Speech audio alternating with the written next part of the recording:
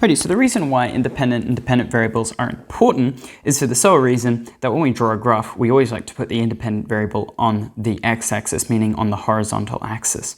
So let's have a look at this question and see if we can work out what that is, and then we're going to have a go at actually graphing it. So Liv is working in a cafe and it's suspected that there was a relationship between the outside temperature and her sales of hot chocolate. She's recorded the data in a table. So we have outside temperature in degrees Celsius and the number of hot chocolates sold. So I ask the question, does the outside temperature affect the number of hot chocolates sold, or does the number of hot chocolates sold affect the temperature? Well, I don't think anything affects the temperature apart from the sun and the time of day. So I don't think that the number of hot chocolates sold is ever going to affect the temperature. So the outside temperature must be affecting the number of hot chocolates sold. So independent must be the outside temperature, while a dependent variable must be the number of hot chocolate. The next step is to draw a scatter plot. So let's go through and doing it.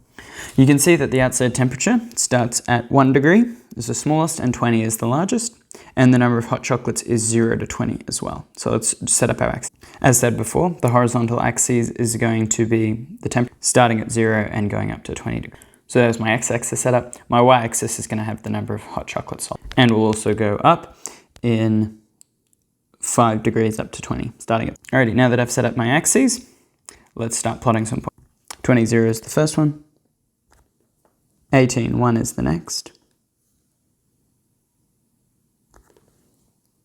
10, 8. 11, 6. Now I'm going to pause the video and draw the rest of the points on. And the lucky last point is 120. Alrighty, so now that I've finished my graph, we can notice some simple things really quickly. The first thing being that there's a clear negative trend going down to the bottom right. Alrighty, let's have a look at the next part of the question. So it wants us to calculate the mean of x and calculate the mean of y. Alrighty, so let's calculate this really quickly. I'll show you x and then you can have a go at y. So for x hat, the mean of x, we need to add up all of them, all of the x values, and divide it by how many there are. Since the outside temperature is our x variable, we'll be adding up the top row of numbers, these ones right here. Alrighty, so you can see that there are 12 numbers in total. So once we've got them all, we're just going to divide it by how many there are, which is 12. Adding them all up gives us 117 over 12, which equals 9.75. So that is the average outside temperature. Let's do the same for y. Well, the y-axis in this case is going to be the number of hot chocolates sold. And it's going to be all over 12 because since there were 12 x values, there are also going to be 12 y values because they come in pairs, which adds up to 120 divided by 12, which equals 10. So the average outside temperature was 9.75 and the average number of drinks sold was 10. So we're going to use that to actually help us work out our line of best fit. Now our line of best fit is just the line that best represents this data. So we want to try to find a really nice line that goes through as many points as possible. There's a few different strategies for doing it, but one of the best is to use that mean point.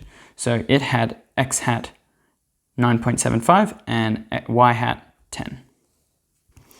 Which is going to be around the 10-10 mark, just a little bit under on the x-axis. So I'll draw this one in blue. Now our line of best fit needs to go through this blue point here. So you can have a few sort of think about it. Use a ruler, but try to get as many points above the line as below the line.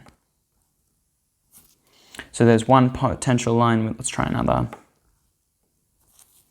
Yeah, that looks all right. You can see that there's about 1, 2, 3, 4, 5 above the line and 1, 2, 3, 4 below the line, and a few of the points are actually sitting on the line.